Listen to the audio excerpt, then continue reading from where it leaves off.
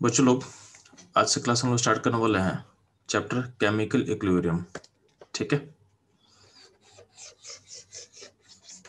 तो ध्यान देना। सबसे पहले हम लोग को समझना पड़ा कि इक्विलिब्रियम हम किसको बोलते हैं।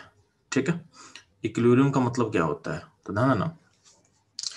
किसी भी सिस्टम का स्टेट को डिफाइन करने के लिए आपको कुछ वेरिएबल चाहिए होता है। ठीक है, जैसे मान लेते हैं किसी बॉडी को डिफाइन करना है, तो उसका हमको यानी किसी ऑब्जेक्ट को डिफाइन करना, तो क्या चाहिए उसका, मेरे को पोजीशन चाहिए, वेलोसिटी चाहिए, एक्सेलरेशन चाहिए। ठीक है, तो इन सब वैल्यू को लेके किसी भी बॉडी ऑब्जेक्ट का पोजीशन यानी उसके स्टेट को हम डिफाइन कर सकते हैं। ठीक है, सिमिलरली अगर मान लेते हैं हमको ह्यूमन बॉडी के स्टेट को डिफाइन करना है, तो ह्यूमन बॉडी के स्टेट को डिफाइन करने के लिए हम कुछ वेरिएबल डिफाइन कर चुके हैं ऑलरेडी। क्या होता है, body temperature, heart beat, pressure. ठीक है, इन सब के थ्रू हम लोग एक ह्यूमन बॉडी के स्टेट को डिफाइन कर सकते हैं कि वो वेल है या फिर उसको बीमार है या उसमें प्रॉब्लम है, उससे हम डिसाइड कर सकते हैं। ठीक है, तो किसी भी सिस्टम को डिफाइन करने के लिए हमको कुछ वेरिएबल चाहिए होता है। ठीक है, जिसको बोला गया है स्टेट वेरिएबल। क्या बोला गया है, स्टेट वेरिएबल, जिससे हम सिस्टम का स्टेट बता सकते जिससे हम सिस्टम का स्टेट बता सकते हैं। ठीक है, तो ना जो वेरिएबल होता है उसको दो कैटेगरी में बांट रहे हैं। कुछ वेरिएबल को बोला गया है माइक्रोस्कोपिक वेरिएबल। जैसे मान ले कि कोई एटम है, एटम का कुछ वेलोसिटी हो सकता है, एटम का कुछ वेलोसिटी हो सकता है। ठीक है, तो ऐसा तो अब एटम का जो वेलोसिटी है उसको हम मेजर कर पाएंगे क्या, नहीं। एटम हो सकता है इलेक्ट्रॉन, प्रोटॉन, उसका अपना स्पीड हो सकता है। ठीक है, तो इस वेरिएबल को हम मेजर कर पाएंगे क्या, नहीं मेजर कर पाएंगे, क्योंकि इलेक्ट्रॉन प्रोटॉन इससे बहुत छोटा पार्टिकल्स होता है, उसके वेरिएबल्स को मेजर करना पॉसिबल नहीं होता है। ठीक है, तो माइक्रोस्कोप वेरिएबल्स ऐसा वेरिएबल होता है जिसको जिसको मेजर करना पॉसिबल नहीं है अपने लिए। ठीक है, कुछ वेरिएबल मैक्रोस्कोपिक होता है। तो मैक्रोस्कोपिक वेरिएबल्स क्या होता है, जिसको हम मेजर कर सकते हैं, जिसको ऑब्जर्व किया जा सकता है, जिसको मेजर किया जा सकता है। ठीक है,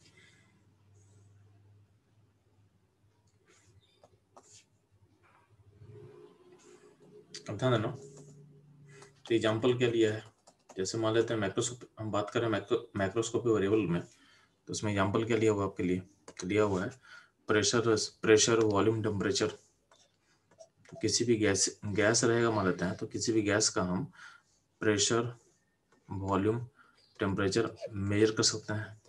ठीक है, तो ऐसा वेरिएबल जिसको मेजर कर सकते हैं उसको हम बोलते हैं मैक्रोस्कोपिक वेरिएबल्स, मैक्रोस्कोपिक वेरिएबल्स। ठीक, अब ध्यान दोगे,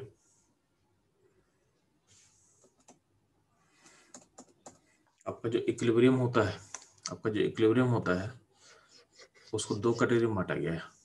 इक्विलिब्रियम को बोला गया है, उसको दो कैटेगरी में हम डिवाइड कर रहे हैं, यानी दूसरा उसका क्लासिफिकेशन है, उसको दो पार्ट में क्लासिफाई कर रहे हैं। एक को बोला गया है स्टैटिक इक्विलिब्रियम, स्टैटिक इक्विलिब्रियम, और एक होता है डायनामिक इक्विलिब्रियम। ठीक है, तो स्टैटिक और डायनामिक का जो डिफरेंस समझोगे, तो यहाँ ना, तो स्टैटिक में क्या बोला गया है कि टाइम के साथ कोई चेंज नहीं होगा। ठीक है, कहाँ पे, तो ध्यान देना। तो स्टैटिक में क्या बोला गया है कि टाइम के साथ यानी with respect to time no change occur in microscopic as well as macroscopic variables. Time के साथ कोई चेंज ऑकर नहीं करेगा, कहाँ पे, माइक्रोस्कोपिक एंड मैक्रोस्कोपिक वेरिएबल्स में। ठीक है, यानी माइक्रो मैक्रो कोई वेरिएबल चेंज नहीं करेगा टाइम के साथ। इसका बेसिकली जितना भी फीस पढ़ते हो, तो फीस में जितना भी आप इक्विलिब्रियम स्टडी करते हो, आप लोग पढ़ते हो ना फिजिक्स टिल रोटेशन तक, तो आप लोग पढ़ते हो रिजिड बॉडी के बारे में। तो रिजिड बॉडी मैकेनिक्स में जितना भी चीज़ पढ़ते हो वो सारा सारा स्टैटिक इक्विलिब्रियम में लाई करता है। ठीक है, तो रिजिड बॉडी का जो इक्विलिब्रियम स्टडी करते हो वो सारा लाई करेगा कहाँ पे, स्टैटिक इक्विलिब्रियम लाई करता है।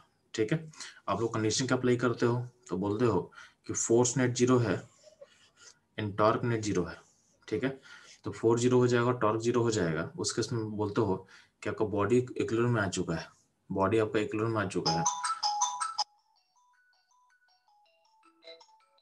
ठीक है, तो बॉडी अगर इक्विलिब्रियम में आ चुका है तो ध्यान देना, ये बॉडी जो इक्विलिब्रियम में आ रहा है इसमें क्या होगा, ये जो भी बोला गया है, तो आप बोलते हो कि यहाँ जो इक्विलिब्रियम आप अचीव करो उसको बोला गया स्टैटिक इक्विलिब्रियम। क्या बोला गया है? Static equilibrium. ठीक है, तो जो स्टैटिक इक्विलिब्रियम होगा, तो स्टैटिक इक्विलिब्रियम का मतलब क्या, ध्यान देना इसमें आपका माइक्रो मैक्रो दोनों वेरिएबल क्या होगा, दोनों वेरिएबल आपका दोनों वेरिएबल में टाइम के साथ कोई चेंज ऑकर नहीं करेगा। ठीक है, आपके दोनों वेरिएबल में टाइम के साथ कोई चेंज ऑकर नहीं करेगा।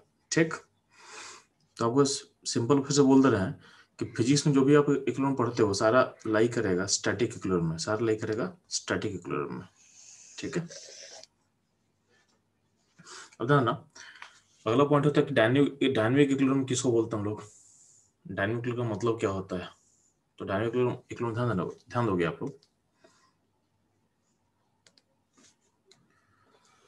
डायनेमिक इक्विलिब्रियम, तो ध्यान ना, डायनेमिक इक्विलिब्रियम का मतलब होता है कि with respect to time no change occur in macroscopic variable, यानी जिस वेरिएबल को हम मेजर कर सकते हैं उसमें टाइम के साथ कोई चेंज नहीं होगा। जिस वेरिएबल को आप मेजर कर सकते हो यानी मैक्रोस्कोपिक वेरिएबल में कोई चेंज नहीं होगा टाइम के साथ। ठीक है, बट आपके माइक्रोस्कोपिक वेरिएबल में चेंज हो सकता है, बट आपके माइक्रोस्कोपिक वेरिएबल में चेंज हो सकता है। ठीक, माइक्रोस्कोपिक, कुछ लोगों का डाउट ये है कि मैक्रो को डिफाइन कैसे करेंगे। तो सिंपल सा चीज है, जिस प्रॉपर्टी को आप मेजर कर सकते हो उसको मैक्रो बोलोगे। ठीक है, अगर प्रॉब्लम हो रहा है मैक्रो डिफाइन कैसे करेंगे, तो ध्यान देना,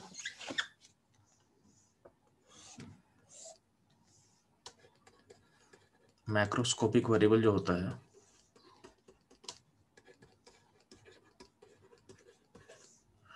कैन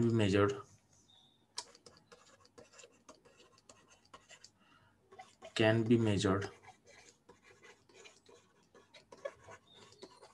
ठीक है, और ऑब्जर्व्ड, इसको आप ऑब्जर्व कर सकते हो। जैसे मान लेते हैं, एग्जांपल देते हैं ना, गैसेस सिस्टम को बात करते हैं, किसी भी गैस में आप क्या पता कर सकते हो। तो इसको यहाँ पे लिखते हैं, ध्यान दे,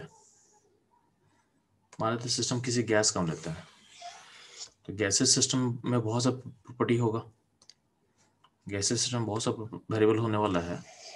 तो गैसेस का मान लो कि प्रेशर, वॉल्यूम, टेम्परेचर है, इसको आप मेजर कर सकते हो। तो गैसेस का जो पीवीटी रहेगा इसको आप रख सकते हो मैक्रो वाले में। ठीक है, इसके अलावा गैस का पार्टिकल्स बहुत सारे इसमें होगा, तो हर गैस का पार्टिकल का अपना स्पीड होगा, तो हर गैस का पार्टिकुलर स्पीड को आप मेजर नहीं कर सकते हो। ठीक है, मान लेते हैं पार्टिकल का अपना कुछ स्पीड है। ठीक है, तो हर पार्टिकल का अपना स्पीड होगा, इसको यू से हम बता रहे हैं, तो यू को मेजर करना पॉसिबल नहीं है। तो ऐसा वेरिएबल यानी हर पार्टिकल का अपना स्पीड होगा, अपना एक मोमेंटम होगा, अपना एक वेलोसिटी होगा, उसको आप मेजर नहीं कर पाओगे। तो ऐसा वेरिएबल को हम बोलते हैं माइक्रोस्कोपिक वेरिएबल, जिसको आप मेजर नहीं कर पाओगे या जिसको आप ऑब्जर्व नहीं कर पाओगे। ठीक है, बात समझ में आ गया।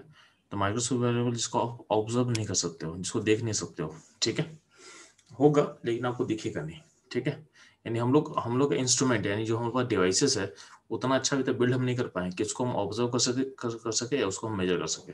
ठीक है, जिसको बोला गया है माइक्रोस्कोपिक वेरिएबल। ठीक है,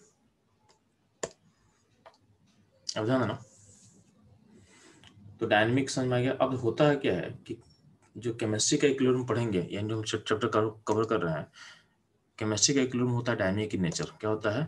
डायनेमिक इन नेचर, यानी डायनेमिक इक्विलिब्रियम का एग्जांपल हम लोग कहाँ पढ़ने वाले हैं? केमिस्ट्री में।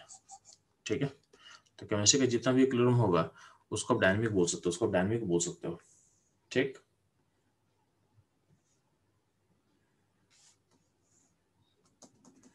ठीक है, तो पहले चलते हैं। ठीक है, तो एक क्लासिफिकेशन आपको क्लियर हुआ। डायनेमिक को समझाने के लिए एक और भी एग्जांपल ले सकते हैं। अगर आपको डायनेमिक समझना है तो ध्यान देना,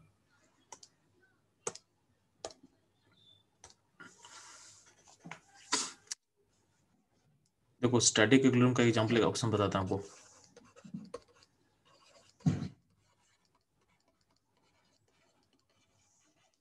मान लो कि बॉडी है, मान लो एक रिजिड बॉडी है पूरा, तो दिस इज रिजिड बॉडी, तो इस रिजिड बॉडी पे अगर आप फोर्स और टॉर्क जीरो हो जाएगा, यानी एफ जीरो है, नेट टॉर्क नेट जीरो है,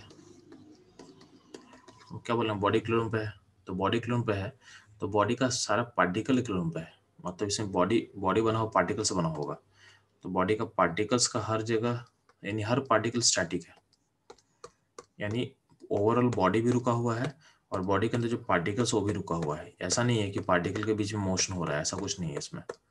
रिजिड बॉडी का मतलब ये होता है कि किसी भी दो पॉइंट के बीच में डिस्टेंस कम नहीं होगा या ज़्यादा नहीं होगा, ठीक है। अगर बॉडी स्टैटिक है तो दो पॉइंट अगर 1 2 जूम करें बॉडी के ऊपर हम, तो दोनों पॉइंट का डिस्टेंस फिक्स ही रहेगा, उसमें कोई चेंज नहीं होगा। यानी क्या होगा, बॉडी ओवरऑल भी जीरो है, बॉडी का मोशन कुछ नहीं है, स्टैटिक है, और बॉडी के जिस जिस पार्टिकल से बना हुआ है वो भी क्या है, वो भी स्टैटिक है।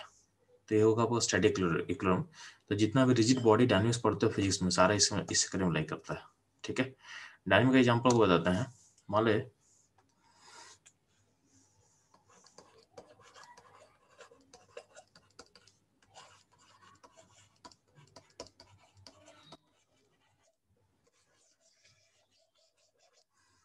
डायनेमिक का मतलब क्या होता है, ध्यान देना। डायनेमिक का मतलब ये होता है, जैसे एग्जाम्पल देख, एक टैंक है, इस टैंक में आप पानी डालो, ठीक है। तो टैंक में पानी डाला हुआ है और पानी का लेवल इतना, पानी का लेवल आपको दिख रहा है टैंक में, ठीक। इसके ऊपर से क्या करो, यहाँ यहाँ से एक कर्टन डाल दो, मतलब इसके ऊपर का चीज आपको दिख नहीं रहा है, एक कर्टन डाला हुआ है पूरा, और उसके नीचे भी कर्टन डाला हुआ है, मतलब नीचे भी आपको आपको कुछ नहीं दिख रहा है। अब क्या करो, आप ऊपर में कर्टन के पीछे एक पानी का फ्लो डाल दो, ठीक है। यानी ऊपर से पानी इसमें गिर रहा है जो हमको दिख नहीं रहा, बट पानी का फ्लो आ रहा है, और जिस फ्लो से पानी ऊपर डालोगे उतना ही फ्लो से नीचे में छेद कर दो, उतना ही रेट से पानी नीचे से गिरने लगेगा, ठीक है। तो अगर कर्टन के पीछे क्या हो रहा है हमको नहीं पता रहेगा, तो हमको हमेशा पानी के लेवल सेम दिखेगा, तो हम क्या बोलेंगे कि पानी के लेवल से मैं, यानी पानी, यानी यहाँ पे एक इक्विलिब्रियम दिख रहा है मेरे को। इक्विलिब्रियम का मतलब क्या होता है, टाइम के साथ मेरे को कोई चेंज नहीं दिखना, तो हमको इस पानी के लेवल में टाइम के साथ कोई चेंज नहीं दिखेगा, ठीक है। यानी पानी का लेवल हमको दिखेगा कि पानी का लेवल स्टैटिक है, यानी हम बोलेंगे ये जो सिस्टम है ये टाइम के साथ इक्विलिब्रियम में है, टाइम के साथ इक्विलिब्रियम में ऑलरेडी है। बट इसमें एक्चुअली हो क्या रहा है कि पानी का फ्लो ऊपर से आ रहा है, नीचे से बाहर निकल रहा है, तो इसके अंदर का जो पार्टिकल्स है वो पार्टिकल स्टैटिक नहीं है, ठीक है। ऊपर में क्या पार्टिकल्स, नया पार्टिकल्स आ रहा है और नीचे से पुराना पार्टिकल बाहर जा रहा है, यानी अंदर में सिस्टम ओवरऑल आपको स्टडी दिख रहा है, पर अंदर में पार्टिकल्स में फ्लो हो रहा है। यानी ऊपर आप देखोगे तो पार्टिकल्स का फ्लो क्या है, नीचे की तरफ आपको दिखेगा, यानी इसमें हर पार्टिकल्स में एक मोशन है जिसको हम देख नहीं पा रहे हैं, ठीक है। यानी ऑटोमेटिक क्या हो रहा है, सिस्टम का पार्टिकल्स नया पार्टिकल से रिप्लेस हो रहा है। तो यहाँ पे आपका माइक्रोस्कोपिक लेवल पे, यानी एटॉमिक लेवल पे क्या हो रहा है, पार्टिकुलर मूवमेंट है, बट ओवरऑल क्या है, बड़े स्केल पे, यानी माइक्रोस्कोपिक लेवल पे इसके सिस्टम में कोई चेंज आपको नहीं दिखेगा। इस टाइप के इक्विलिब्रियम को बोलते हैं डायनामिक इक्विलिब्रियम। क्या बोलेंगे, डायनामिक इक्विलिब्रियम, ठीक है। इसको मोशन को देखना हो तो आप क्या करना है, ऊपर वाले पानी का जो फ्लो है उसमें एक इंक का ड्रॉप डालना है, वाटर का मतलब कोई भी इंक, किसी भी कलर का इंक डाल देना, तो इंक का जो पैटर्न दिखेगा आपको, पानी ऊपर से आ रहा है, तो यहाँ पे इस सिस्टम को इंक का पैटर्न दिखेगा कि ऊपर से पानी आ रहा है, नीचे से पानी बाहर निकल रहा है, ठीक है। तो ये चीज आप ध्यान रखोगे। तो इस तरह का इक्विलिब्रियम को बोलते हैं डायनामिक, यानी जिसको आप ऑब्जर्व कर सकते हो, जिसको मेजर कर सकते हो, उसमें कोई चेंज नहीं होगा, उसमें कोई चेंज नहीं होगा। जिसको आप ऑब्जर्व या मेजर नहीं कर सकते उसमें चेंज आपको दिखेगा, उसमें आपको चेंज दिखेगा, ठीक। तो ये रहा आपका डायनामिक इक्विलिब्रियम का एग्जांपल। अब ध्यान दोगे तो आपको स्टैटिक और डायनामिक क्लियर हो चुका है। इसके अलावा ध्यान दोगे इक्विलिब्रियम को फर्दर क्लासिफाई किया गया है, तो इसको फर्दर जो क्लासिफिकेशन है उसका बेसिस है आपका on the basis of equilibrium point, on the basis of equilibrium point. तो on the basis of equilibrium point इसको 3 पार्ट में बांटा गया है। क्या क्या बांटा गया जी, तो पहला बोला गया स्टेबल इक्विलिब्रियम, क्या बोला गया है, स्टेबल इक्विलिब्रियम। फिर बोला गया है न्यूट्रल इक्विलिब्रियम, स्टेबल न्यूट्रल, और एक होता है अनस्टेबल इक्विलिब्रियम, ठीक है। Stable equilibrium, neutral equilibrium and unstable equilibrium. तो इसको पहले समझते हैं क्या होता है। तो सबसे पहले उसको वन बाय वन हम लोग खत्म करने वाले हैं। तो सबसे पहले हमारा फोकस रहेगा स्टेबल इक्विलिब्रियम का मतलब क्या होता है। तो स्टेबल इक्विलिब्रियम का मतलब होता है, तो यहाँ पे आपको एक स्कीमेटिक डायग्राम दिखाया हुआ है, ठीक है। तो मान लेते हैं कि इस तरह के वेसल में एक बॉल रख देंगे। तो आपको पता है कि बॉल कहाँ पे आकर रुकेगा। तो आपको पता है कि बॉल यहाँ पे आकर रुकने वाला है, इस पॉइंट पे आकर रुकने वाला बॉल, ठीक। अब ध्यान देना, यानी ये जो बॉल जिस पॉइंट पे रुक रहा है उसको हम बोलेंगे ये मेरा कैसा पॉइंट है, ये मेरा इक्विलिब्रियम पॉइंट है। क्या है? ये मेरा इक्विलिब्रियम पॉइंट है, ठीक है। अगर कोई क्या करेगा, बॉल को उठा के फिर से यहाँ रख देगा, बॉल को उठा के फिर से यहाँ रख देगा, मतलब यहाँ रख दिया बॉल को, तो फिर से बॉल वापस आएगा और कहाँ आकर रुकेगा, उसी पॉइंट पर आकर रुकेगा। को बोलेगा नहीं हम बॉल को यहाँ उठा के यहाँ रख देंगे, रख दो, तो बॉल वापस आएगा, वहीं वहीं पर आकर रुकेगा। यानी हम क्या बोल रहे हैं कि स्टेबल इक्विलिब्रियम का मतलब क्या होता है कि जो अगर अगर आपका बॉडी इक्विलिब्रियम में आ चुका है, बॉडी इक्विलिब्रियम में आ चुका है, उसको तुम डिस्टर्ब करोगे तो बॉडी को मान लो उठा के तुम ऊपर रख दिए, ठीक है, या आपको बॉल को उठा के कहीं और रख दिए, तो उस केस में क्या होगा, बॉडी दोबारा आके रुकेगा, बॉडी दोबारा आके रुकेगा और उसी पॉइंट पर रुकेगा जहां पहले रुका हुआ था। यानी आपका जो पॉइंट ऑफ इक्विलिब्रियम है वो चेंज नहीं होता है। आपका जो पॉइंट ऑफ इक्विलिब्रियम है do not changes with respect to time. यानी आपके टाइम के साथ आपका जो पॉइंट ऑफ इक्विलिब्रियम है उसमें कोई चेंज नहीं आएगा। पॉइंट ऑफ इक्विलिब्रियम चेंज नहीं होगा, तो ये किसका कैरेक्टरिस्टिक्स है। तो इस टाइप के इक्विलिब्रियम को बोलते हैं स्टेबल इक्विलिब्रियम। यानी स्टेबल इक्विलिब्रियम में होता क्या है, बॉडी रुका हुआ है, बॉडी स्टैटिक है, उस बॉडी यानी उस सिस्टम स्टैटिक है, यानी सिस्टम इक्विलिब्रियम में है। आप सिस्टम को डिस्टर्ब करोगे, तो सिस्टम को डिस्टर्ब करना मतलब क्या है, आप उसके इक्विलिब्रियम को डिस्टर्ब कर रहे हो, तो सिस्टम दोबारा इक्विलिब्रियम में आएगा सेम पॉइंट पे। यानी पॉइंट ऑफ इक्विलिब्रियम है वो टाइम के साथ चेंज नहीं करेगा, ठीक है। आप बॉडी को डिस्टर्ब करोगे तब भी इक्विलिब्रियम पॉइंट वहीं का वहीं रहेगा, यानी सिस्टम उसी पॉइंट पे दोबारा जाएगा और फिर से इक्विलिब्रियम को अटेंड करेगा। इसको बोलते हैं हम लोग स्टेबल इक्विलिब्रियम, ठीक है। तो वही चीज नीचे लिखा हुआ है,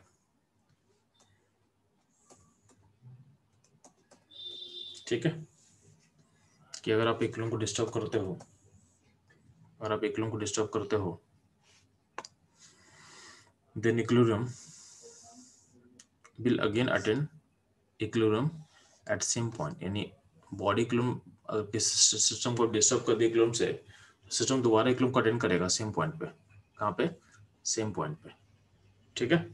और ध्यान देना, स्टेबल इक्विलिब्रियम का जो पॉइंट होता है ना, यानी जिस पॉइंट का हम बात कर रहे हैं, यहाँ पे सिस्टम अपने मोस्ट स्टेबल पोजीशन में होता है, सिस्टम का मोस्ट स्टेबल पोजीशन है। तो यहाँ पे जो एनर्जी होगा किसी भी सिस्टम का सबसे कम होगा।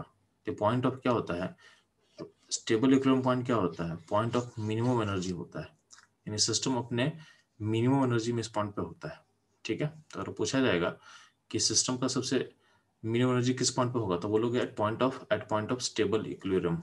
Eight point of stable equilibrium system अपने मिनिमम एनर्जी वाले पॉइंट पे होता है, ठीक।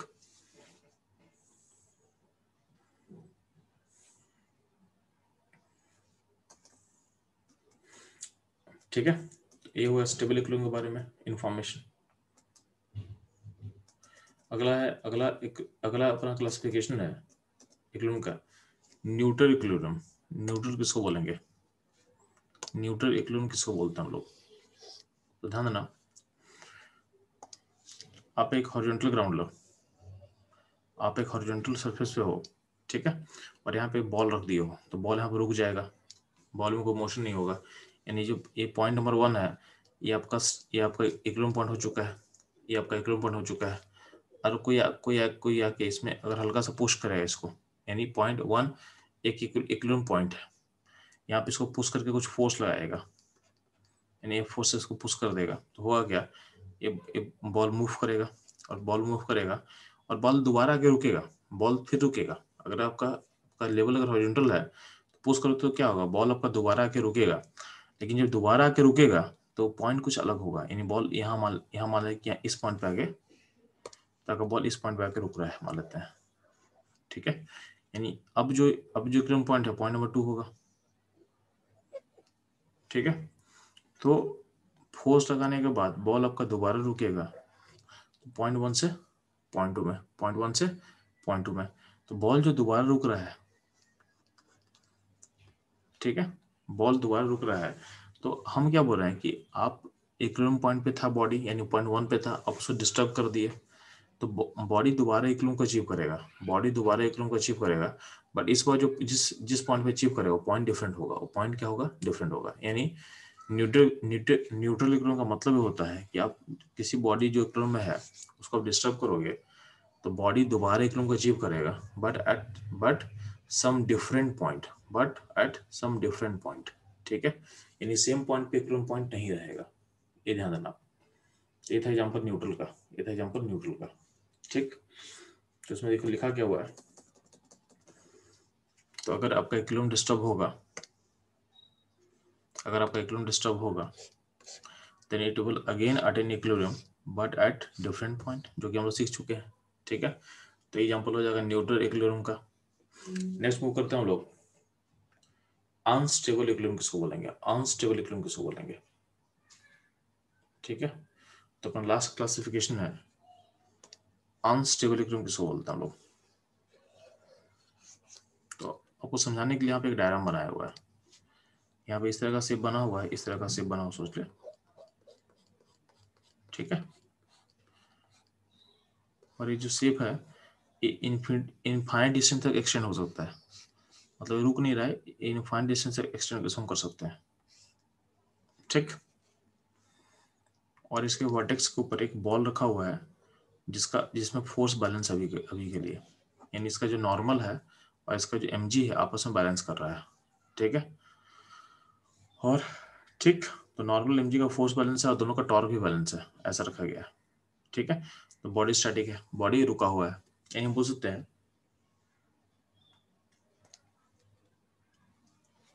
इसको बोलते हैं पॉइंट नंबर 1। तो बॉडी पॉइंट नंबर 1 पे आपका इक्विलिब्रियम ऑलरेडी अटेन किया हुआ है। अगर मान ले कि इस बॉल को हल्का सा पुश कर दो, आप हल्का सा पुश कर दो, तो इसको मान लेते हैं कोई हल्का सा धक्का मार दिया। ठीक है, तो हल्का सा वो पुश करेगा इसको, तो बॉल मान लेते हैं इधर खींच सके अगर, तो बॉल अगर इधर आ चुका है अगर तो ये बॉडी दोबारा रुकेगा क्या? नहीं, नीचे गिरता चला जाएगा, और नीचे गिरेगा तो इसका स्पीड बढ़ता चला जाएगा, यानी नीचे गिरेगा विथ इंक्रीजिंग स्पीड। ठीक है, और अगर ये जो स्लोप हम ड्रॉ किए हुए हैं, स्लोप अगर टिल इन्फिनिटी तक है तो ये चलता चला जाएगा। यानी पॉइंट है कि अनस्टेबल इक्विलिब्रियम एक ऐसा पॉइंट होता है जहां से अगर बॉडी आपका डिस्टर्ब होता है, यानी उसको डिस्टर्ब करोगे तो बॉडी दोबारा इक्विलिब्रियम को अचीव नहीं करता है, ना ही वापस आएगा, ना ही बैक आएगा, और ना ही दोबारा इक्विलिब्रियम पॉइंट को अचीव करेगा। ठीक है, यानी आपका अनस्टेबल पॉइंट पे दोबारा कभी वापस नहीं आने वाला, वो एक बार चला गया तो चला गया। ठीक, तो ध्यान देना वही लिखा हुआ है कि अगर आप इक्विलिब्रियम को डिस्टर्ब कर दोगे, कब? कौन से इक्विलिब्रियम को? अनस्टेबल इक्विलिब्रियम को।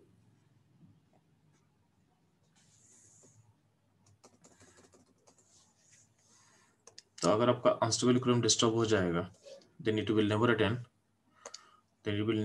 इक्विलिब्रियम। ठीक है, एट सेम पॉइंट, यानी अनस्टेबल पॉइंट जो जहाँ पे पहले था वहाँ पे वापस आके कभी इक्विलिब्रियम को अटेन नहीं करेगा। ठीक है, अब ध्यान देना जो अनस्टेबल इक्विलिब्रियम होता है वो होता है पॉइंट ऑफ मैक्सिमम एनर्जी। ठीक, तो आपको जो अनस्टेबल इक्विलिब्रियम पॉइंट है होता है पॉइंट ऑफ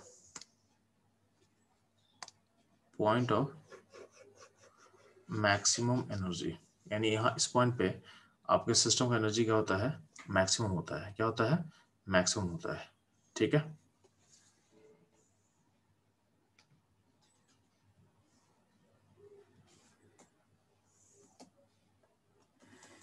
तो ये था आपका इक्विलिब्रियम का क्लासिफिकेशंस। ठीक है, तो हमको पढ़ना क्या है? तो हमको पढ़ना है केमिकल इक्विलिब्रियम के बारे में। के बारे में। तो बोला क्या गया है कि केमिकल इक्विलिब्रियम जो होगा स्टेबल इन नेचर होगा, यानी स्टेबल होगा एंड डायनेमिक होगा। ठीक है, तो केमिकल इक्विलिब्रियम का टाइप क्या होता है? तो आप बोलोगे कि chemical equilibrium is stable and dynamic in nature. ठीक है, provided provided T is constant, provided temperature is constant. तो अगर आपका टेम्परेचर कांस्टेंट होगा तो केमिकल इक्विलिब्रियम क्या होता है, स्टेबल होगा और क्या होगा, डायनामिक इन नेचर होगा। तो केमिकल इक्विलिब्रियम नेचर का टाइप क्या होगा, स्टेबल होगा एंड डायनामिक इन नेचर होगा, provided temperature is constant, provided T is constant. तो अगर टेम्परेचर कांस्टेंट होगा तो इसके इसमें ऐसा होगा। अगर आप टेम्परेचर चेंज करोगे, अगर आप टेम्परेचर को चेंज करोगे तो इसका नेचर हो जाएगा न्यूट्रल एंड डायनेमिक। ठीक है, ये ध्यान देना। अगला पॉइंट होता है कि फिजिक्स में आपको आप इक्विलिब्रियम पॉइंट को लोकेट कर सकते हो। फिजिक्स में आपका इक्विलिब्रियम पॉइंट एक फिजिकल पॉइंट होता है। ठीक है, फिजिक्स जब भी पढ़ते हैं तो आपका इक्विलिब्रियम पॉइंट को आप देख सकते हो, उसको विजुलाइज कर सकते हो। केमिस्ट्री में इसको नहीं कर पाओगे। तो केमिस्ट्री का जो इक्विलिब्रियम पॉइंट होता है वो फिजिकल पॉइंट नहीं होता, मैथमेटिकल पॉइंट होता है। क्या होता है, इसको हम आगे समझेंगे मैथमेटिकल पॉइंट कैसा होता है, आगे आपको समझाने वाले हैं। ठीक, तभी के लिए बस सुन लेना इस चीज को कि केमिकल इक्विलिब्रियम में जो पॉइंट ऑफ इक्विलिब्रियम होता है वो एक मैथमेटिकल पॉइंट है, एक मैथमेटिकल पॉइंट है। ठीक है, यानी एक रेशियो होता है, एक रेशियो होता है। उसका कोई फिजिकल सिग्निफिकेंस नहीं है, उसका कोई फिजिकल सिग्निफिकेंस नहीं होता है, यानी इसका कोई फिजिकल मतलब नहीं है। ठीक है, तो केमिस्ट्री का इक्विलिब्रियम पॉइंट यानी जिसको हम बोलते हैं के इक्विलिब्रियम, जिसको हम बोलते हैं के इक्विलिब्रियम, एक मैथमेटिकल पॉइंट होता है, यानी एक रेशियो होता है। इसका कोई फिजिकल पॉइंट का कोई मतलब नहीं है। तो this it is not physical point, it is not physical point. ठीक है,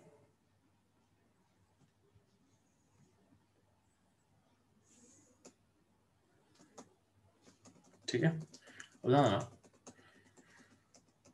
केमिकल, अगर हमको केमिकल इक्विलिब्रियम को स्टडी करना होगा तो उसके लिए, उसको समझने के लिए आपके सामने एक एग्जांपल लेके हम स्टडी करने की कोशिश किए हैं।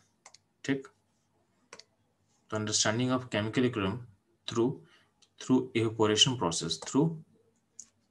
evaporation process in a closed vessel।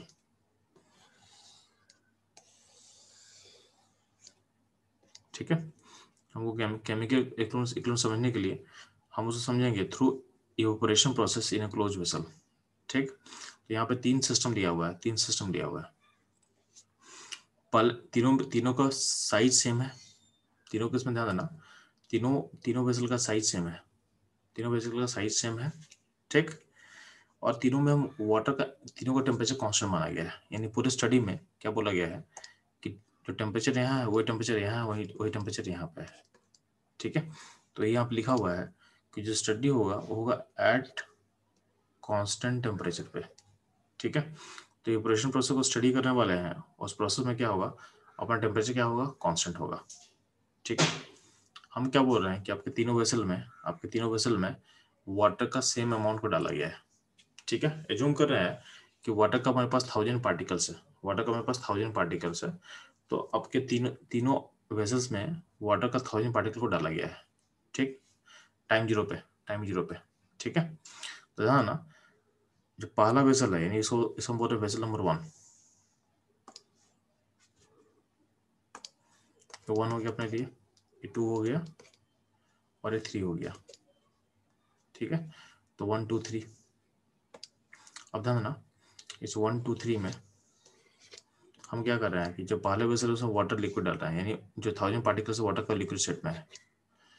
Second वाले केस में क्या किए हैं कि हम 500 डाले हैं वेपर, 500 डाले हैं वेपर और 500 डाले हैं लिक्विड फेज का, यानी आधा आधा वेपर स्टेट में है और आधा लिक्विड स्टेट में है। लास्ट वाले केस में हम डालें कि सारा का सारा वाटर का स्टेट वेपर स्टेट में है, all are in vapour state. ठीक है, तो सिचुएशन क्या हुआ ध्यान देना, जो फर्स्ट केस है उसमें टाइम जीरो पे क्या है, टाइम जीरो पे सारा पार्टिकल्स किस स्टेट में है, तो टाइम जीरो पे सारा पार्टिकल स्टेट क्या लिक्विड है। तो इसमें क्या होता है कि सारा अगर लिक्विड स्टेट में होगा तो यहाँ पे लिक्विड से वेपर फेज में पार्टिकल्स मूव करने की कोशिश करेगा, इसको बोलते हैं हम लोग इवेपोरेशन। तो टाइम जीरो पे यहाँ पे से इवेपोरेशन होगा, टाइम जीरो पे ओनली होगा इवेपोरेशन, और पार्टिकल जो होगा, पार्टिकल लिक्विड फेज से कहाँ जाएगा, मूव करना चाहता है टुवर्ड्स वेपर फेज। ठीक है, और वही कह देते हैं सेकंड वाले केस में। तो सेकंड वाले केस में आपका वाटर लिक्विड में भी है और वाटर वेपर में भी है। तो लिक्विड से कुछ पार्टिकल लिक्विड से वेपर में जाएगा और कुछ पार्टिकल वापस आएगा, ठीक है। यानी अल्टीमेटली क्या हो, लिक्विड से वेपर में जा रहा है, कुछ पार्टिकल वापस आ रहा है। और थर्ड केस देते हैं, थर्ड केस में क्या होगा, क्योंकि सारा का सारा गैस स्टेट में है, तो अब गैस से लिक्विड में आने का प्रोसेस स्टार्ट हो जाएगा। यानी सारा पार्टिकल क्या होगा, गैस से लिक्विड में आने के लिए रेडी रहेगा। ठीक है। तो यहाँ पे होगा ओनली कंडेंसेशन, थर्ड केस में होगा ओनली कंडेंसेशन, पहले वाले केस में होगा ओनली इवेपोरेशन। कब, टाइम जीरो पे, यानी बिगिनिंग पॉइंट पे। ठीक है। तो ध्यान ना, अगर आपसे अगर बोला जाए तो यहाँ पे टाइम जीरो पे रेट ऑफ कंडेंसेशन, आरसी मतलब रेट ऑफ कंडेंसेशन जीरो होगा। ठीक है। अब ध्यान ना, जैसे टाइम बीतेगा, जैसे टाइम t1 हुआ, टाइम t2 हुआ मान लेते हैं, तो जैसे जैसे टाइम आगे आएगा, तो जब टाइम आगे आएगा तो क्या होगा, फर्स्ट वाले केस का हम बात करें तो अल्टीमेटली क्या होगा, जब पार्टिकल्स ऊपर मूव करेगा, यानी जब पार्टिकल लिक्विड से गैस में मूव करेगा, तो गैस में ही पार्टिकल क्या होगा, बिल्ड होना स्टार्ट होगा। तो गैस का जो पार्टिकल बिल्ड होगा वो वापस कहाँ आना चाहेगा, वापस लिक्विड में आना चाहेगा। तो कहीं ना कहीं इवेपोरेशन के साथ साथ कंडेंसेशन भी स्टार्ट हो गया। तो यहाँ पर आपको दिखा हुआ एरो बना के कि जो डाउनवर्ड एरो है वो बता रहा है कंडेंसेशन के बारे में। ठीक है। तो अभी भी क्या है, इवेपोरेशन ज़्यादा है, कंडेंसेशन कम है। तो यहाँ भी ऐसा लिखा हुआ है कि rate of evaporation is greater than rate of condensation. ठीक। जैसे टाइम आगे बीतेगा तो क्या होगा, आपका इवेपोरेशन घटेगा, कंडेंसेशन इंक्रीज करता है। तो धीरे धीरे देखोगे कि टाइम एक ऐसा आएगा जब इवेपोरेशन और कंडेंसेशन बराबर हो जाएगा। उसके बाद आपको फर्दर कोई चीज नहीं दिखेगा सिस्टम में। ठीक है। तो धीरे से टाइम के साथ क्या होगा कि इवेपोरेशन और कंडेंसेशन क्या होता है, बराबर हो जाता है। इवेपोरेशन और कंडेंसेशन क्या होगा, बराबर हो जाएगा। ठीक है। तो ये कब अचीव हुआ, तो टाइम जूम करते हैं, अगर हम जूम करते हैं कि टाइम t3 पे अचीव हो रहा है, तो टाइम t3 पे हो क्या रहा है कि इवेपोरेशन और कंडेंसेशन का रेट क्या हो रहा है, बराबर हो जा रहा है। ठीक है। तो अगर ये बराबर हो जाएगा, इसका मतलब क्या है, तो इसका मतलब है कि आपका सिस्टम इक्विलिब्रियम को अचीव कर चुका है, आपका सिस्टम इक्विलिब्रियम को अचीव कर चुका है। टाइम t3 के बाद t4 पे देखो तो सेम चीज़ है कि आपका इवेपोरेशन कंडेंसेशन बराबर हो चुका है। यानी इस पॉइंट के बाद देखो, बिगिनिंग में किसका रेट ज़्यादा था, तो बिगिनिंग में रेट ज़्यादा था इवेपोरेशन का। तो पानी का जो लिक्विड कंटेंट है वो डिक्रीज कर रहा था और गैस में कंटेंट बढ़ रहा था। जैसे जैसे आगे बढ़ोगे, जिस पॉइंट पे इवेपोरेशन कंडेंसेशन बराबर हो जाएगा, तो जितना लिक्विड का पार्टिकल गैस में जाएगा उतना ही क्या होगा, वापस गैस से पार्टिकल लिक्विड में आएगा। तो दोनों का रेट क्या होगा, ऊपर जाने का और नीचे आने का बराबर हो चुका है। तो पानी के लेवल में कोई, आपके वाटर के लेवल में कोई भी चेंज नहीं होगा। ठीक है। यानी आपका सिस्टम एक इक्विलिब्रियम पॉइंट को अचीव कर चुका है, आपका सिस्टम एक इक्विलिब्रियम पॉइंट को अचीव कर चुका है। ठीक है। तो ये चीज ध्यान देना। तो अगर कुछ कॉमन किसी को प्रॉब्लम हो सकता है कि अगर हम इवेपोरेशन और कंडेंसेशन का रेट को में अगर मान लेते हैं कि कंडेंसेशन बढ़ रहा है, तो ऐसा कोई पॉइंट आएगा जब कंडेंसेशन इवेपोरेशन ज़्यादा हो जाएगा, तो नहीं, ऐसा नहीं होगा। ठीक है। क्योंकि शुरू में कंडेंसेशन जीरो था और इवेपोरेशन ज़्यादा था, तो इवेपोरेशन घटेगा, कंडेंसेशन बढ़ेगा, और कब आके दोनों बैलेंस करेगा, तो इस पॉइंट पर आके बैलेंस करेगा। ठीक है। तो अगर आपका टेम्परेचर, अगर आपका सिस्टम क्लोज होगा, यानी आपका वेसल क्लोज होगा, ठीक है, अगर वेसल क्लोज होगा, टेम्परेचर कांस्टेंट होगा, तो ऐसा इस पॉइंट पे आके सिस्टम यहाँ पे अचीव करके इसमें फर्दर चेंज नहीं होगा। यानी एक क्लोज वेसल में और टेम्परेचर कांस्टेंट रहेगा, तो कंडेंसेशन का जो रेट है और इवेपोरेशन को इस केस में क्रॉस नहीं कर पाएगा। ठीक है। यहाँ पे यानी हो क्या रहा है कि आपका इवेपोरेशन प्रोसेस घट रहा है और कंडेंसेशन बढ़ रहा है, अल्टीमेटली दोनों आके इक्वलाइज कर रहा है, अल्टीमेटली दोनों आके इक्वलाइज कर रहा है। ठीक है। और जब दोनों इक्वल हो जाएगा, उसको बोलते हैं कि ये मेरा इक्विलिब्रियम पॉइंट है, ये मेरा इक्विलिब्रियम पॉइंट है। ठीक। अब ध्यान देंगे, जो सेकंड केस है, सेकंड केस में क्या किया था हम लोग, तो इसमें वेपर और लिक्विड दोनों डालते हम लोग। ठीक है।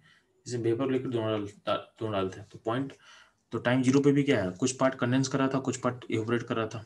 तो अल्टीमेटली क्या है कि कंडेंसेशन का रेट बढ़ेगा और इवेपोरेशन घटेगा, दोनों इक्विलिब्रियम पॉइंट पे अचीव कर लेगा। ठीक है। तो यहाँ भी इक्विलिब्रियम पॉइंट अचीव कर लेगा। अगर मान लेते हैं कि प्योरली आप सिर्फ गैस डालो या लिक्विड डालो ही मत सिस्टम में, तो क्या होगा, शुरू में सिर्फ कंडेंसेशन होगा, आधे जब लिक्विड बनेगा तो क्या होगा, अल्टीमेटली क्या होगा, लिक्विड का पार्टिकल इवेपोरेट करेगा, तो बाद में क्या होगा, कंडेंसेशन और इवेपोरेशन दोनों साथ साथ होगा, कंडेंसेशन एंड इवेपोरेशन दोनों साथ साथ होगा।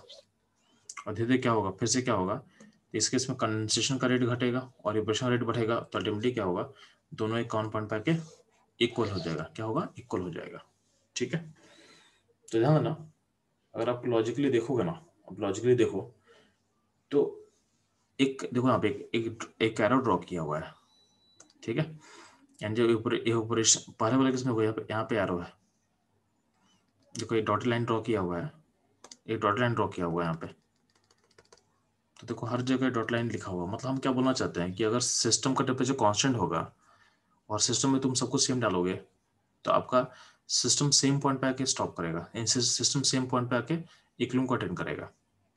इसको आप ऐसे समझ सकते हो ना कि अगर मान लेते हैं कि यहाँ पे 1 kg पानी है, 1 kg प्योर वाटर है और ये लिक्विड है, यहाँ लिक्विड प्लस गैस था 1 kg, और यहाँ लिक्विड यहाँ पे गैस था 1 kg, और टेम्परेचर अब तुम टेम्परेचर कर दो -5 डिग्री, तो -5 डिग्री पे टेम्परेचर वाटर का स्टेट क्या बनेगा, सारा का सारा आइस बनेगा।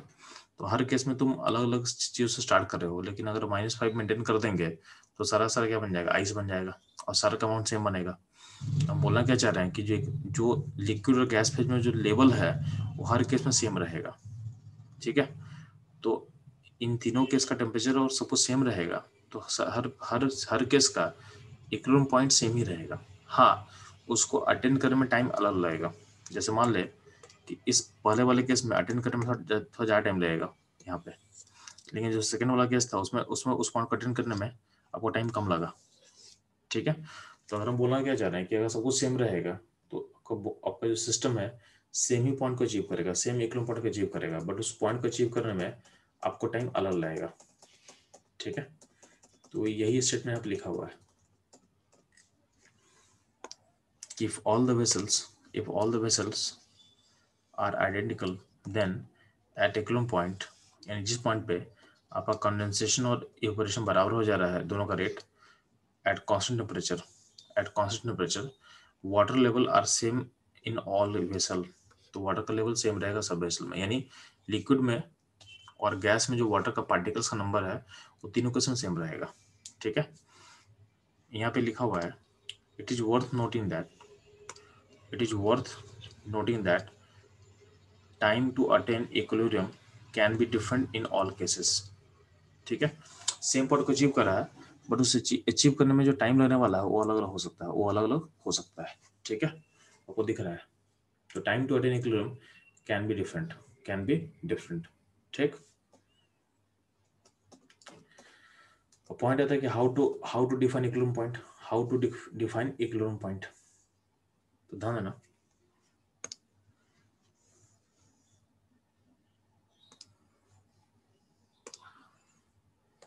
तो how to define point of equilibrium, ठीक। तो टू अंडरस्टैंड दिस, इसको हम सीखेंगे यूजिंग इवेपोरेशन प्रोसेस। तो उसमें पहला एग्जाम्पल हम लेके चल रहे हैं, आपके सामने 3 एग्जाम्पल था ना, ठीक है। तो चलो एक काम करते हैं ना, तीनों एग्जाम्पल को दिखाते हैं। तो इवेपोरेशन प्रोसेस का 3 केस ऊपर पड़े थे, ठीक है। तो पहले केस में क्या था कि आपका पूरा का पूरा वाटर, आपका टाइम जीरो पे आपका सारा वाटर किस में था, लिक्विड फेज में था, सारा वाटर किस में था, आपका लिक्विड फेज में था, ठीक है। तो इसमें ध्यान है यहाँ पे, जब वाटर लिक्विड से वाटर वेपर का इक्विलिब्रियम को स्टडी करना है और बोला गया कि टाइम जीरो पे आपका सारा वाटर पार्टिकल किस में है, लिक्विड फेज में है, ठीक है, यानी गैस फेज में 0 पार्टिकल्स है। तो यहाँ पे क्यू टर्म डिफाइन करें, क्यू को बोला गया केमिस्ट्री में रिएक्शन कोसेंट, इसको क्यू लिख रहा हम, ठीक है। तो क्यू का नाम होता है रिएक्शन कोसेंट,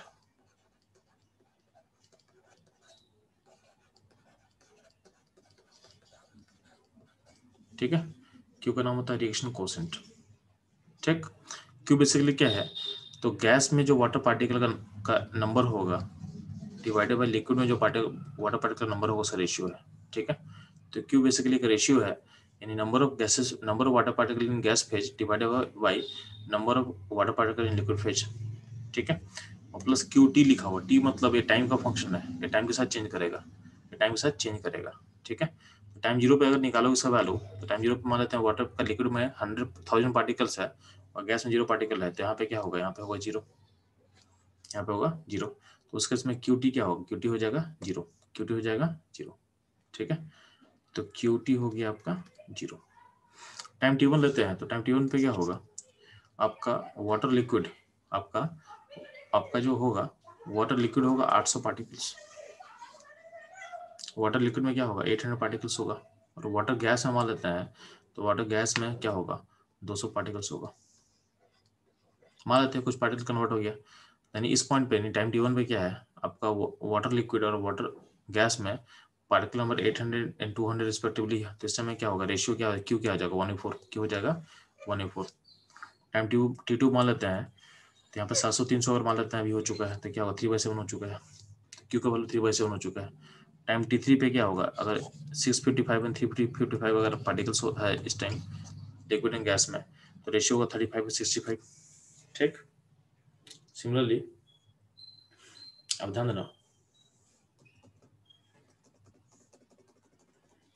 टाइम T4 पे क्या है सिस्टम है,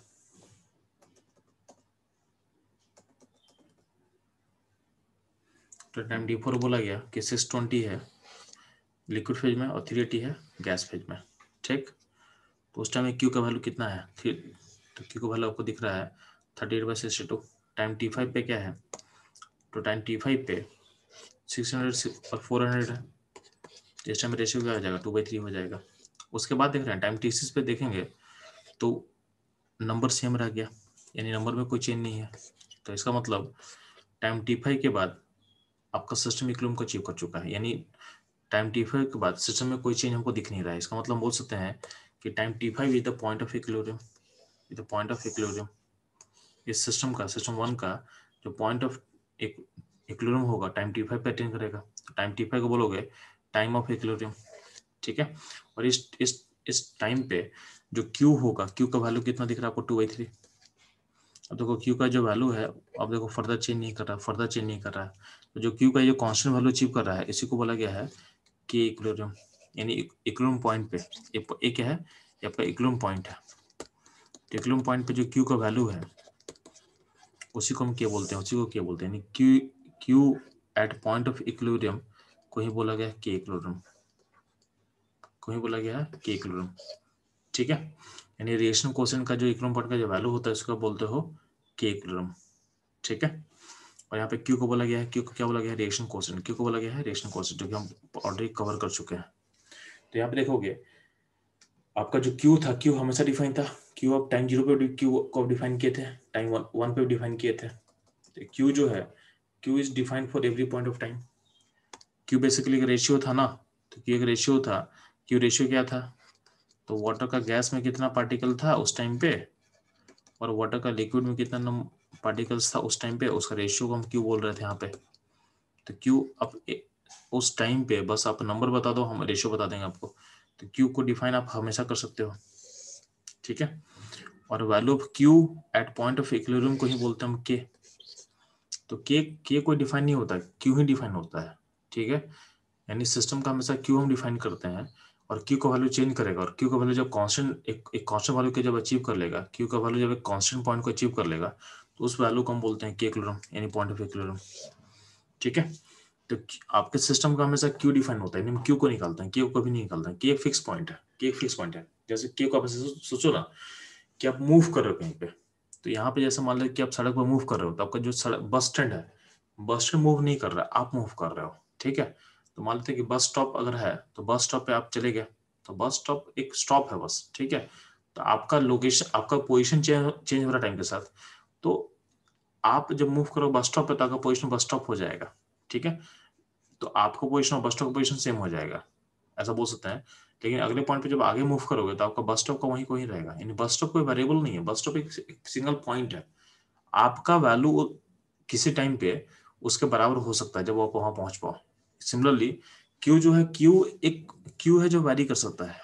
ठीक है, और K एक फिक्स पॉइंट है, K में K एक फिक्स पॉइंट है, K कांस्टेंट है, K कांस्टेंट है, तो K से कोई मतलब नहीं, रिएक्शन का Q निकालते हैं हम लोग। ठीक है, और Q का वैल्यू जब इस K के पास पहुंचता है, यानी जब कांस्टेंट हो जाता है, तो उसी को बोलते हैं कि मेरा K इक्विलिब्रियम पहुंच चुका है। इसको ऐसा सोचो ना कि x एक वेरिएबल है, x एक वेरिएबल है और 2 एक कांस्टेंट है, तो x का वैल्यू वेरी कर सकता है। एक ऐसा पॉइंट होगा जब x का वैल्यू 2 के बराबर हो जाएगा। ठीक है, तो हम बोल सकते हैं कि एक्स का वैल्यू इस पॉइंट पे 2 है। वही चीज यहाँ पे कि क्यू वेरिएबल है, क्यू वेरी कर सकता है और क्यू का वैल्यू किसी पॉइंट पे के पास पहुंच सकता है। तो उस जब पॉइंट कब पहुंच, इसको कैसे पहचानेंगे?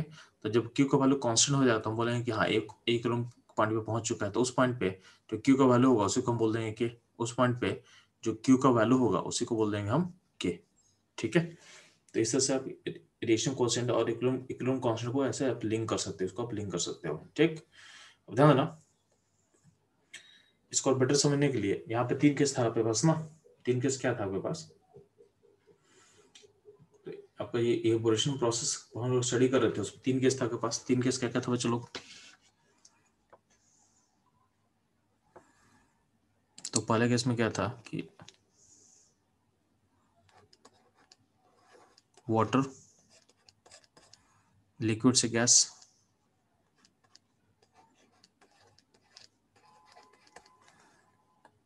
इस ठीक है, और टाइम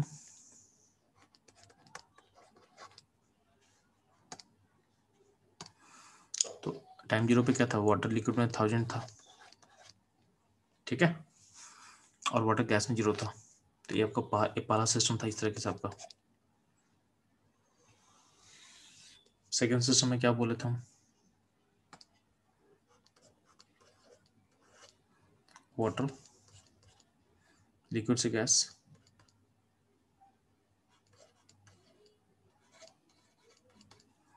ठीक है, और टाइम 0 पे क्या बोला गया? ये 500 था, ये 500 था।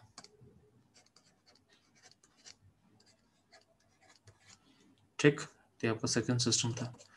इसके लिए क्यों क्या निकाल देंगे हम लोग। आपका थर्ड सिस्टम क्या था? Water liquid water gas,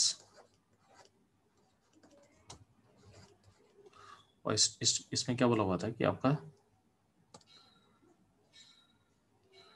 time 0 पे 0 था और यहाँ पे क्या था? 1000 था। तो आप ध्यान देना, अब ध्यान देना कि टाइम 0 पे अगर देखते हैं क्यू क्या वैल्यू क्या तीनों सिस्टम में, और तीनों इस प्रोसेस में क्या था? टी कांस्टेंट था। क्या था? टी कांस्टेंट था, temperature constant through the process. तो पहले टाइम 0 पे देखो, पहले सिस्टम का क्यू क्या? 0 है। ठीक है, टाइम 0 पे आपका सेकंड सिस्टम का क्यू क्या है? 1 है, रेशियो 1 है। ठीक है, और थर्ड सिस्टम में रेशियो क्या? इनफाइनाइट है। क्यू बेसिकली रेशियो है। क्यू क्या रेशियो था बच्चों लोग? क्यू का मतलब था वाटर का गैस में कितना पार्टिकल होगा डिवाइडेड बाय वाटर लिक्विड में कितना पार्टिकल्स होगा।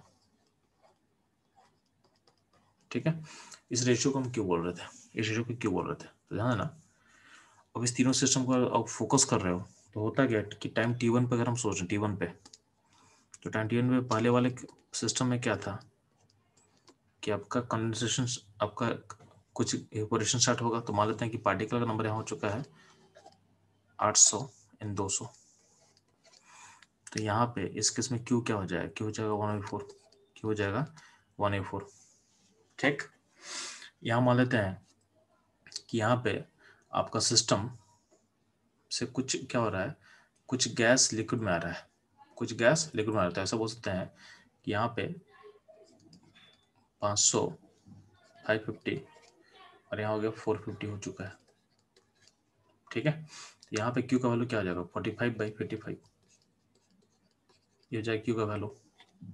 ठीक, लास्ट वाले केस में हम क्या जूम करेंगे कि यहाँ पे लिक्विड टाइम T1 पे लिक्विड में आ चुका है, मान लेते हैं 300 और यहाँ हो चुका 700। इस केस में आपका क्यू का वैल्यू क्या हो जाएगा? क्यू का वैल्यू हो जाएगा 7/3। 7/3। तो यहाँ ना अल्टीमेटली अगर हम टाइम T2 पे बात करें तो क्या होगा?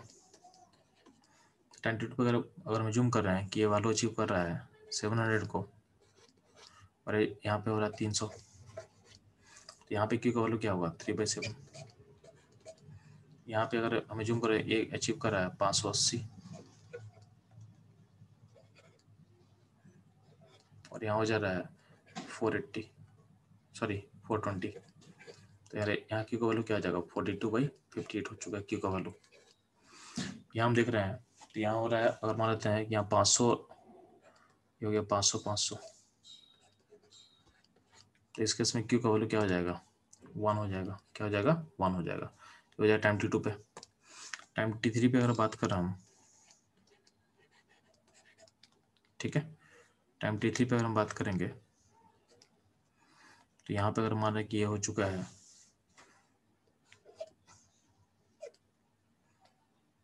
650, ठीक है, और यहाँ हो चुका है 350। इस टाइम पे रेशियो क्या हो जाएगा 35/65। और यहाँ पे हम बात कर रहे हैं कि यहाँ पे टाइम T3 पे हो चुका है 600-400 हो चुका है। इस टाइम रेशियो क्या हो जाएगा, रेशियो हो जाएगा कि वो रेशियो हो जाएगा 4/6 या बोल सकते हो 2/3। ठीक, सेम हम देखेंगे अगले केस में। तो यहाँ पे अगर मान लेते हैं कि हो गया